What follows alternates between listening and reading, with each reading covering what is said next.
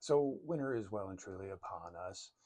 Uh, some of us don't really relish the riding out in the bitter cold, the wind, the rain and snow and all of that stuff, or having salt get all over our bike and kind of ruin it.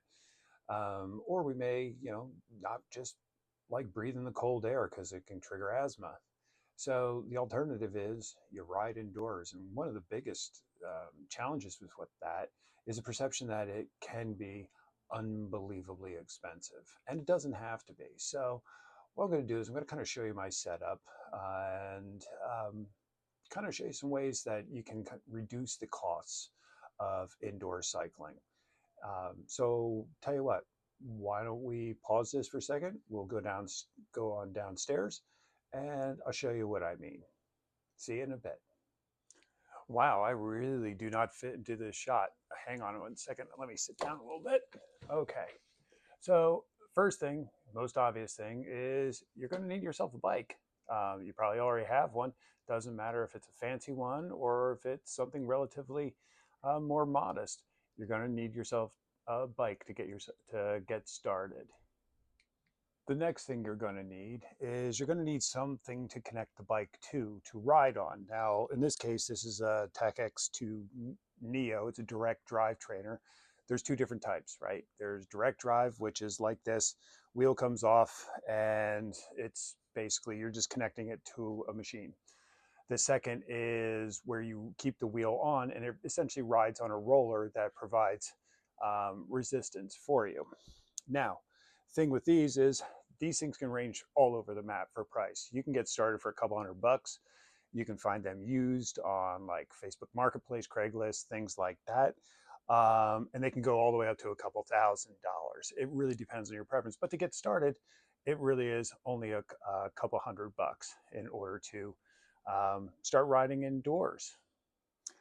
The next thing you're going to need is some way to cool yourself. Riding indoors, no matter how you do it, it gets really, really hot because you just don't have the wind blowing past you. Now you can get cycling specific fans. I know Wahoo makes one, and they're a couple $100. Or, or alternatively, windows, which get open when I ride. I also got this Elasco fan off of Amazon, I think for like $40. So there's a big savings there. And then I just had this little fan right here that I use to kind of blow air from behind. Plus there's a ceiling fan in here.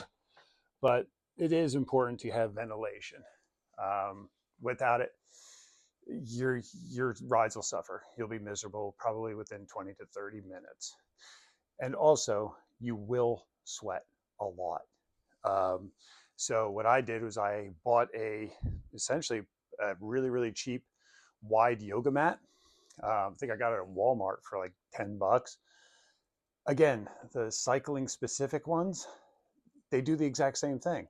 It's just a mat and they're like $90. So there's another significant savings. The next thing that you're going to need, and I'm out of picture because, well, I'm too damn big to fit in here, is you're going to need some kind of software to connect to the trainer so that you can basically create virtual rides. So in this case, I have a laptop, but you can use a tablet. I know people that have used smartphones to run things like Zwift, Ruby, Full Gas, things like that. And those applications, run somewhere between like 12 and $15 a month. There are discounts, excuse me, if you subscribe for a full year. But here's another thing that's really kind of ridiculous. So this here, this stand, this is a music stand, for sheet music. It costs, I think, 10, $12 off of Amazon. They have cycling specific ones to use with trainers, and they're $200 for a stand. It's stupid, people. Don't fall into the trap. You can get this. It works perfectly fine because once you get the application started, you don't really have to do a heck of a lot with it afterwards. Now, I do have to comment, there's a lot of crap here. So I don't have the luxury of having a garage. One day, I suppose. This is actually my dining room, which has been repurposed for me to ride and also for my daughter to do her artwork. She runs a website, Fierce Girl Art. I'll put the link in the video description. Check it out. It's interesting. Shameless plug. That's all there is there. But when you kind of summarize all of this, the ventilation, a stand, a mat, a trainer, okay? Yes, you can easily spend $2,000-3,000 on top of your bike to be able to do this. Or you could spend a couple $100 for a trainer, $20 for a stand, $10 for a mat, say $60 for a couple of fans, and you're good to go. And you can ride all winter. And kind of, when it gets warm again, or the roads aren't all covered with schmutz, you can go and get out there. So there really isn't that much excuse to not continue to train during the cold winter months. I know it's easy to just kind of curl up on the couch and drink cocoa and whatever it is, but you go, you spend an hour every couple of days or every day, and come spring, you're going to feel a hell of a lot better. I hope you enjoyed this video, and I hope that you do subscribe. And, well, we'll see you next time. Thanks.